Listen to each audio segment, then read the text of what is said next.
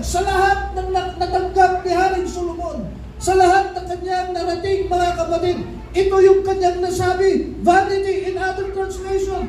Amen. Sabi niya sa NLT, everything is meaningless. Walang saysay. Walang kahulugan. Walang cost, mga kapatid. Sabi niya, she is the teacher, completely meaningless. Amen. Ngayon, mga kapatid, ang tao upang makilala, kailangan mo muna magkaroon ng maraming pera. Kaya ang tao ngayon, kahit sa kasamaan, the situation of our country ngayon, kakalungkot. Kahit sa maling kaparaanan, magkaroon lang ng pera, kayang gawin, mga kapatid.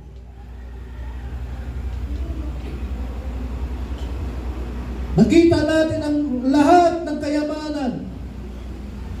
Ecclesiastes chapter 2 verse 3, nasabi na naman niya, vanity, meaningless. In regard to his power, nasabi na naman niya, mga kapatid, meaningless. Kaya ang buhay ng tao is not about money, mga kapatid. Hello?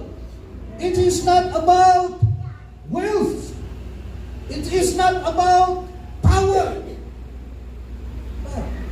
Ang importante, mga kapatid, naglilingkod tayo sa ating Panginoon. Hindi kailangan na magkaroon tayo ng maraming pera upang masaya maglingkod sa Panginoon. Hindi, mga kapatid.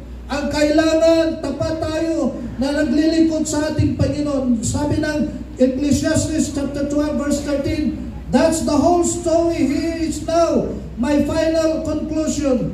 Fear God and obey His commands. For this is everyone's duty. Maglingkod lang tayo sa ating Panginoon. Panghuli, God must be our priority. Amen.